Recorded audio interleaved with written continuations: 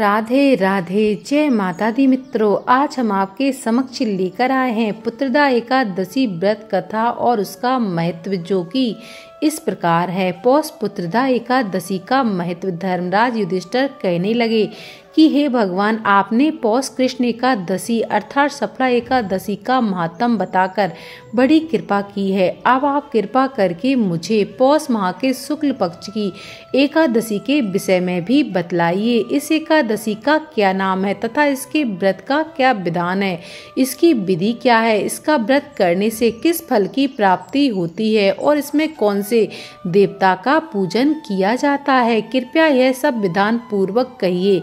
भगवान श्री कृष्ण बोले, पौष माह के शुक्ल पक्ष में आने वाली इस एकादशी को पौष पुत्रदा एकादशी कहा जाता है। इसमें भी नारायण भगवान की पूजा की जाती है। विधि पूर्वक इस व्रत को करना चाहिए। इस चर और अचर संसार में पुत्रदा एकादशी के व्रत के समान दूसरा कोई व्रत नहीं है। इसके पुण्य से मनुष्य तपस्वी, विद्वान और लक्ष्मीवान होता है। इसकी मैं एक कथा कहता हूँ, सो तुम ध्यान पूर्वक सुनो। पौष पुत्रदा एकादशी व्रत कथा। भद्रावती नामक नगरी में सुकेतुमान नाम का एक राजा राज्य करता था। उसके कोई पुत्र नहीं था। उसकी स्त्री का नाम शैव्या था। वह निपुत्री होने के कारण सदैव चिंतित रहा करती थी। राजा के पितर भी रो रो कर पिंड लिया करते थे और सोचा करते थे कि इसके बाद हमको कौन पिंड देगा। राजा को भाई, बांधव, धन, हाथी, घोड़े, राज और मंत्री, इन सब में किसी से भी संतोष नहीं मिलता था। वह सदैव यही विचार करता था कि मेरे मरने के बाद मुझको कौन पिंडदान करेगा। बिना पुत्र के पितरों और देवताओं का ऋण मैं कैसे चुका सकूंगा। जिस घर में पुत्र न हो उस घर में सदैव अंधेरा रहता है। इसलिए पुत्र उत्पत्ति के लिए प्रयत्न करना चाहिए। जिस मनुष्य ने पुत्र का मुख देखा है वह धन्य है। उसको इस लोक में यश और परलोक में शांति मिलती है, अर्थात उनके दोनों लोग सुधर जाते हैं। पूर्व जन्म के कर्म से ही इस जन्म में पुत्र, धन आदि प्राप्त होते हैं। राजा इसी प्रकार रात दिन चिंता में लगा रहता था। एक समय तो राजा ने अपने शरीर को त्याग देने का निश्चय किया, परंतु आत्मघात को महान पाप समझकर उसने ऐसा नहीं किया। एक दिन राजा ऐसा ही विचार करता हुआ अपने घोड़े पर चढ़कर वन को चल दिया तथा पक्षियों और वृक्षों को देखने लगा। उसने देखा कि वन में मृग, व्याघ्र, शुअर, सिंह, बंदर, सर्प आदि सब भ्रमण कर रहे हैं। हाथी अपने बच्चों और हथनियों के बीच घूम रहा है।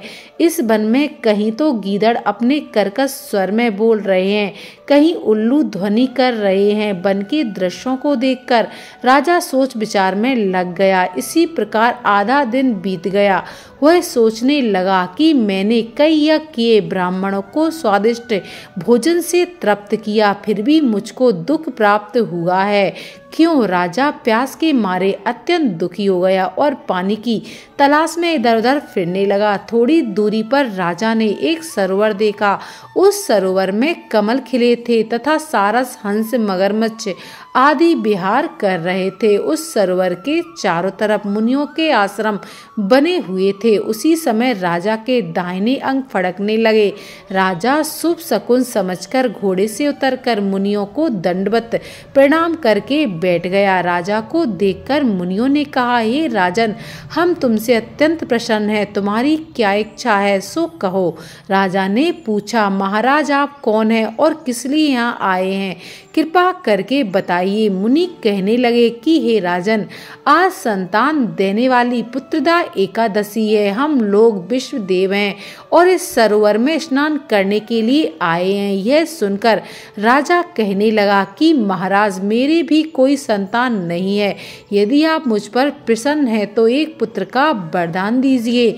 मुनि बोले, हे राजन, आज पुत्रदा एकादशी है, आप अवश्य इसका व्रत करें। भगवान की कृपा से अवश्य ही आपके घर में पुत्र पैदा होगा। मुनि के वचनों को सुनकर राजा ने उसी दिन एकादशी का व्रत किया और द्वादशी को उसका पारण किया। इसके पश्चात मुनियों को प्रणाम करके महल में वापस आ गया। कुछ समय बीतने के बाद रानी ने गर्भ धारण किया और 9 महीने के पश्चात उसने एक पुत्र को जन्म दिया। वह राजकुमार अत्यंत सूरवीर, यशस्वी और प्रजा पालक हुआ। श्री कृष्ण बोले, हे राजन, पुत्र की प्राप्ति के लिए पुत्रदा एकादशी का व्रत करना चाहिए।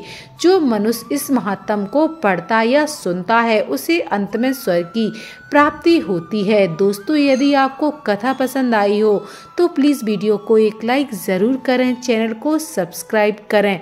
वीडियो के अंत तक बने रहने के लिए आप सभी भक्तों का बहुत बहुत धन्यवाद।